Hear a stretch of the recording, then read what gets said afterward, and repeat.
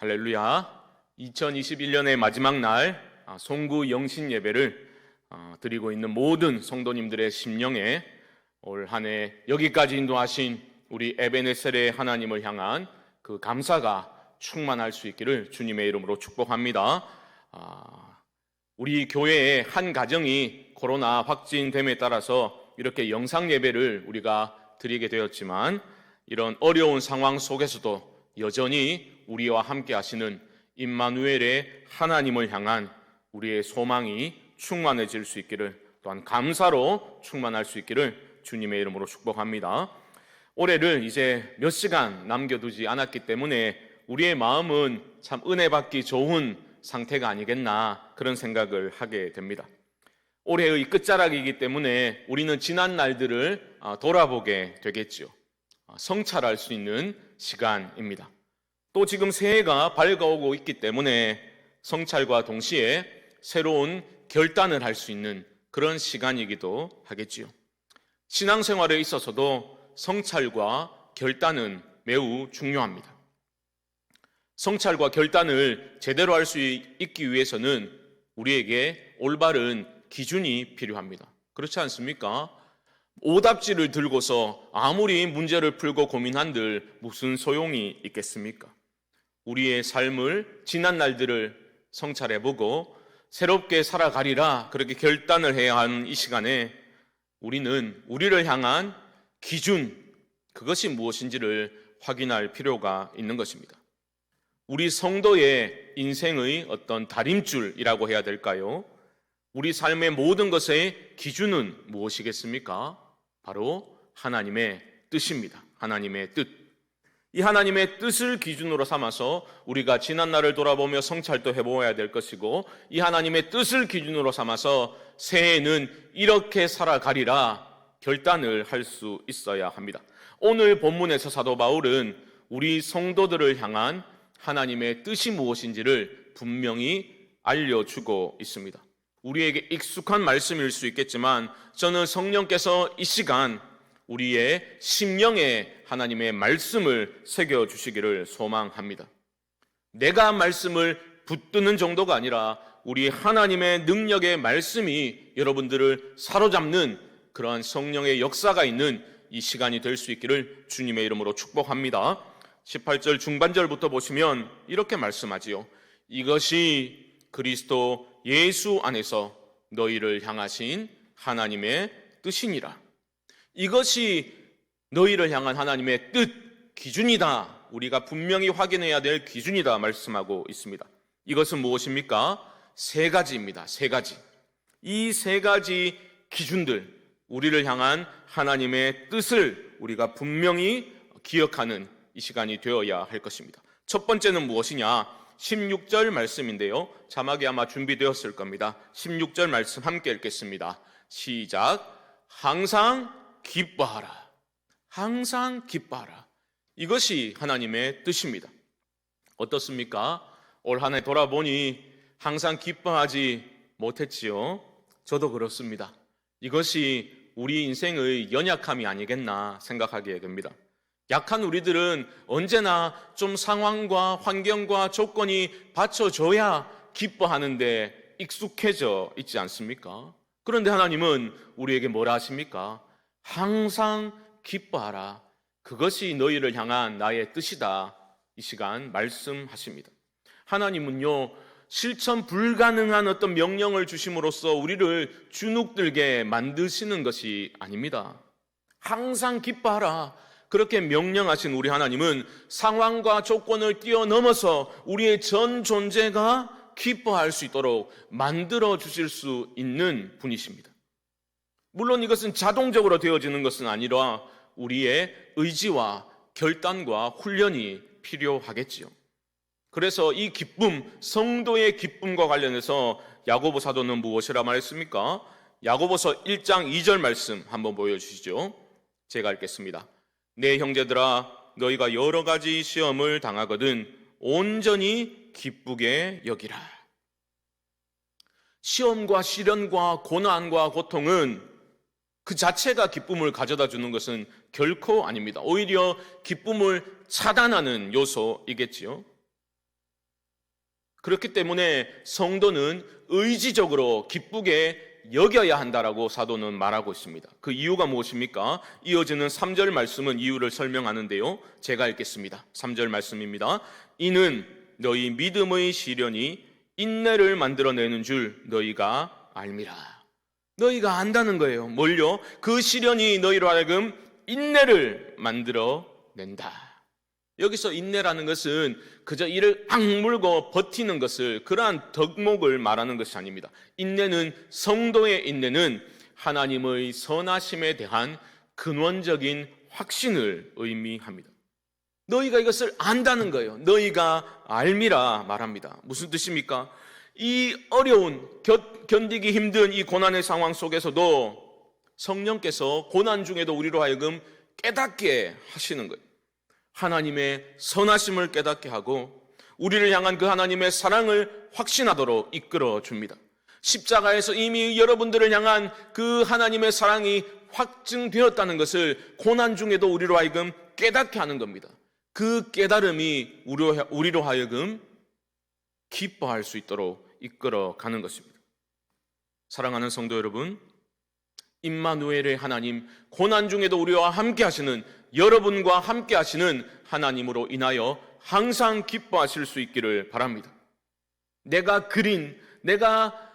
바라는 대로 결말이 이루어지지 않는다 할지라도 모든 성도의 삶은 결국은 해피 엔딩입니다. 그 어떤 고난도 참 성도의, 그 사람이 참 성도라면 그 어떠한 고난도 해피 엔딩을 막을 수 없는 거예요. 우리 주 예수 그리스도 안에서 우리를 안아버리시고 새 생명을 주신 그 사랑은 그 무엇도 막을 수 없는 겁니다. 죽음조차도 그 사랑을 끊을 수가 없는 줄 믿습니다. 사랑하는 성도 여러분, 우리가 항상 기뻐할 수 있는 비결은 어찌 보면 단순합니다.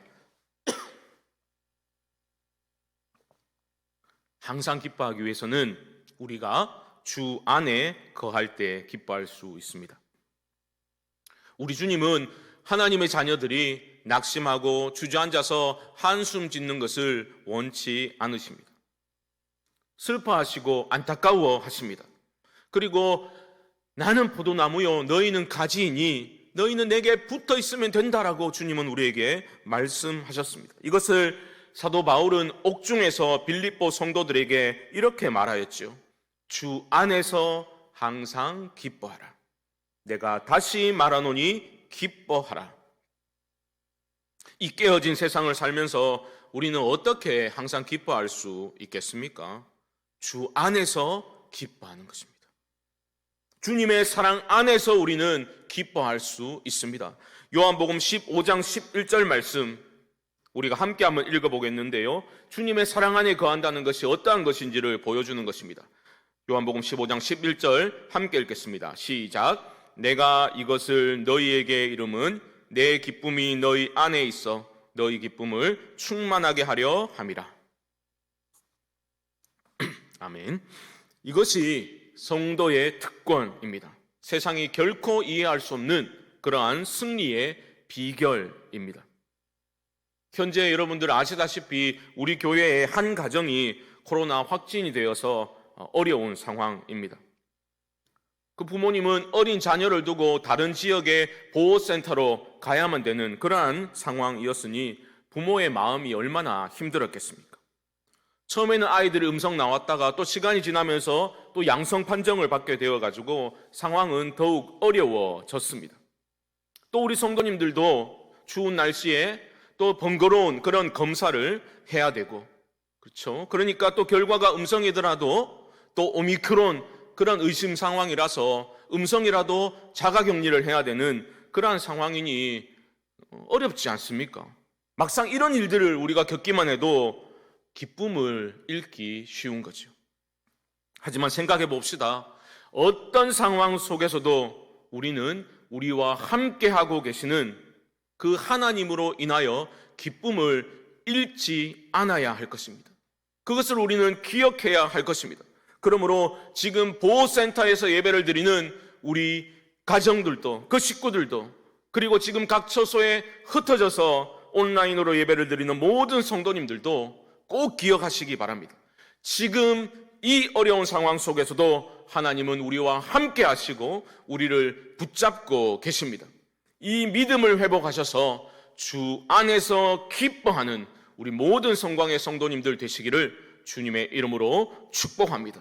그러므로 새해에는 이렇게 다짐하고 또 결단합시다. 주님, 항상 기뻐하겠습니다. 주 안에서 어떤 상황 속에서도 기뻐하겠습니다. 결단하실 수 있기를 바랍니다. 두 번째로 우리를 향한 하나님의 뜻은 무엇입니까? 17절 말씀인데요. 함께 읽겠습니다. 시작. 쉬지 말고 기도하라. 쉬지 말고 기도하라. 이것이 두 번째 기준 하나님의 뜻입니다. 여러분, 기도를 쉬면 안 됩니다. 어제 새벽 설교 본문인 골로새서 4장 말씀에서도 이 기도에 대해서 강조를 하였지요. 골로새서 4장 2절 말씀 한번 보여주십시오. 제가 읽습니다. 기도를 계속하고 기도에 감사함으로 깨어 있으라. 쉬지 말고 기도하라. 무슨 말입니까? 기도를 계속하라. 여러분, 기도가 끊어진 것은 결코 가벼운 문제 아니다 말씀드렸습니다. 이것은 믿음의 본질에 관한 것입니다. 기도를 좀 해보고 한두 번 해보고 일정 기간 기도해보고 응답이 없다고 기도를 멈추는 것은 하나님의 선하심을 의심하는 그런 불신이 우리 안에 들어온 것입니다. 나를 향한 하나님의 선하신 계획을 의심하는 것입니다. 이미 십자가에서 확증해 주신 그 사랑을 신뢰하지 못할 때 우리의 기도는 중단이 되는 것입니다. 여러분, 기도 없는 신앙생활은 결코 승리할 수 없습니다. 기도 없이 항상 기뻐하는 삶은 결코 주어지지 않습니다. 기도의 중단은 하나님과의 소통이 막힌 거예요. 하나님과의 관계가 단절이 된 겁니다. 우리의 삶은 기도가 끊어지면 서서히 어둠 속으로 빠져들고 맙니다. 기도가 멈추게 되면 우리 모두는 영적인 둔감증에 빠지게 됩니다. 내 주변에서 일하고 계신 그 하나님의 역사하심을 인지하지 못합니다. 둔감해져서 그렇습니다. 기도가 멈추면 영적 둔감증에 걸리게 되는 것입니다. 그렇게 되면 감사도 사라지고 매사에 염려와 근심이 임하게 되는 거죠. 원망과 불평에 사로잡힌 삶으로 떨어지고 마는 것입니다. 그러므로 사랑하는 성도 여러분, 다가오는 새해에는 쉬지 말고 기도하라. 이 하나님의 말씀이, 이 음성이 여러분들의 귓전에 크게 울릴 수 있기를 바랍니다. 새벽을 깨울 수 있기를 바랍니다. 그리고 시도 때도 없이 쉬지 말고 기도하라. 이 주님의 음성이 여러분 심령을 크게 강타할 수 있기를 주님의 이름으로 축복합니다. 잊지 마십시오. 꼭 기억하십시오. 기도가 회복될 때 여러분의 심령이 회복되고 가정이 살고 우리 교회가 일어서게 될 줄 믿습니다. 그러므로 사랑하는 성도 여러분, 낙심하여 멈춘 그 기도의 시간을 다시 회복하십시오. 기도의 무릎을 강하게 다시 세우시기 바랍니다. 다시 하나님을 향해서 서시고 나의 기도를 들으시는 하나님, 나의 간구에 귀를 기울이시는 그 하나님을 기억하면서 그 사랑을 확신하면서 하나님, 내가 평생에 기도하겠습니다. 다가오는 새해에는 감사함으로 깨어 기도하겠습니다. 매사에 기도하며 결정하겠습니다. 결단하실 수 있기를 주님의 이름으로 축복합니다. 마지막 세 번째로 우리 모두를 향한 하나님의 뜻은 18절 상반절 보면 우리가 볼 수 있습니다. 무엇입니까? 범사에 감사하라. 이것이 하나님의 뜻이에요. 범사에 감사하라. 여러분 어떻습니까? 올 한 해 감사 많이 하셨습니까? 범사에 감사하셨습니까? 아이고, 추수감사절에도 못한 감사, 어찌 범사에 감사하겠노? 저를 막 흘겨보시고 그러면 안 됩니다. 하나님은 우리 모두가 범사에 감사하는 사람들, 감사의 사람들로 살아가기를 원하십니다. 우리 앞서 골로새서 말씀 보면서 기도에 감사함으로 깨어있으라 말씀했지 않습니까? 기도는 감사함으로 깨어있는 거예요. 기도에 있어서 감사의 요소는 너무나 중요한 겁니다. 왜요? 기도는 그냥 내 소원 성취하자고 사용하는 방법이나 수단이 아니기 때문입니다. 하나님과의 사귐과 교제가 기도 아닙니까? 관계가 우선입니다.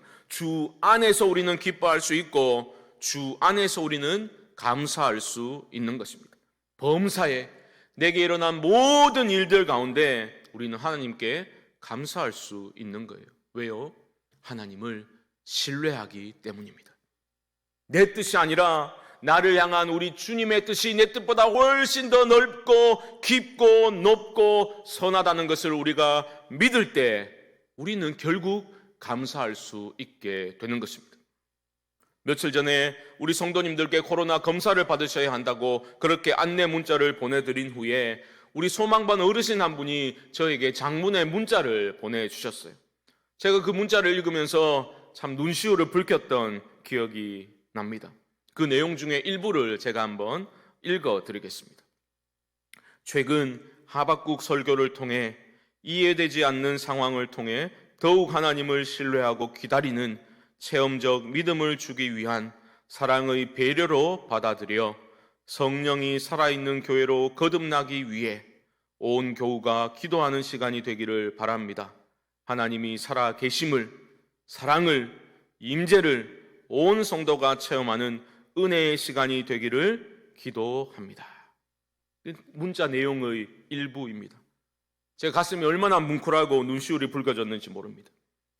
성도에게는 이러한 신뢰와 믿음이 있어야 합니다.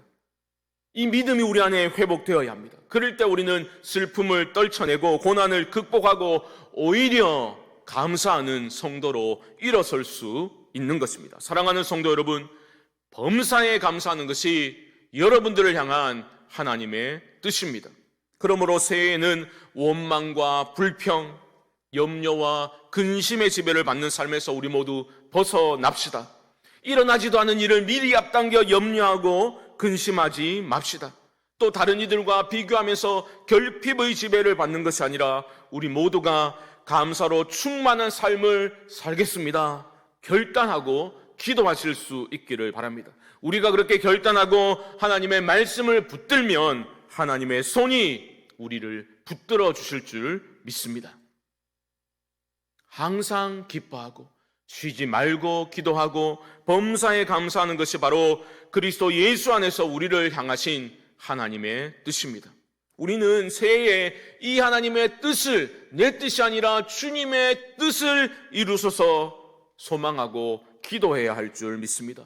서로를 격려하고 축복하며 우리 모두 복음에 집중하여 살아갑시다. 그렇게 격려할 수 있어야 할 것입니다. 주님이 우리와 함께 하십니다. 주님의 능력이 우리 교회를 이끌어 가실 것입니다. 성령께서 우리 안에 역사하사 하나님을 위해서 사는 삶이 얼마나 고귀한 것인지를 깨닫도록 역사하실 것입니다. 여러분 꼭 기억하십시오.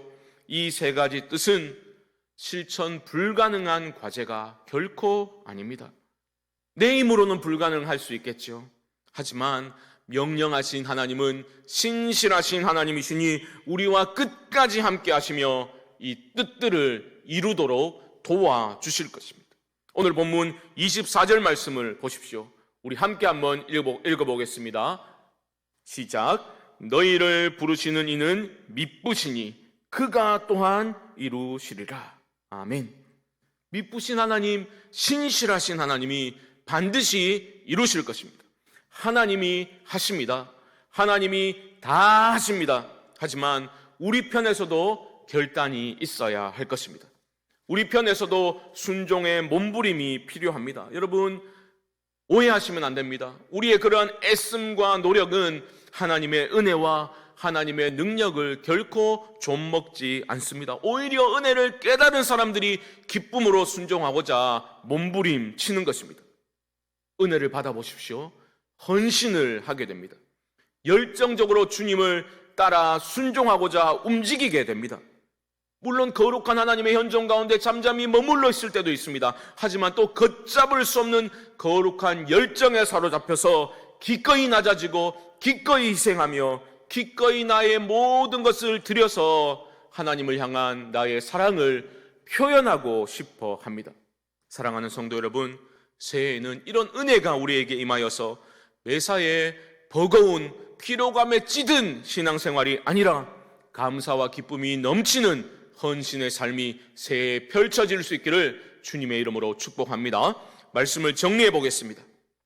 새해에는 내 뜻이 아니라 주님의 뜻이 이루어지기를 우리 모두가 소망하면 좋겠습니다. 여러 가지 뜻 가운데 오늘 세 가지 뜻을 기준 삼자 말씀드렸습니다. 여러분, 새해에는 항상 기뻐합시다. 새해에는 쉬지 말고 기도합시다. 감사함으로 깨어 계속 기도합시다. 새해에는 범사에 감사합시다. 주 안에서 우리 모두 신실하신 하나님을 바라보면서 이 세 가지 뜻이, 주님의 세 가지 뜻이 내 삶에, 우리 가정에, 우리 교회에 이루어지기를 소망하며 함께 나아갑시다. 그리하여 내년 성구 영신 예배 때는 이런 결단을 하나님이 어떻게 귀하게 보시고 우리를 여기까지 인도하셨습니다. 함께 목도하고 기쁨으로 예배하는 날이 올 수 있기를 우리 소망하며 함께 달려갈 수 있게 되기를 주님의 이름으로 간절히 축원드립니다.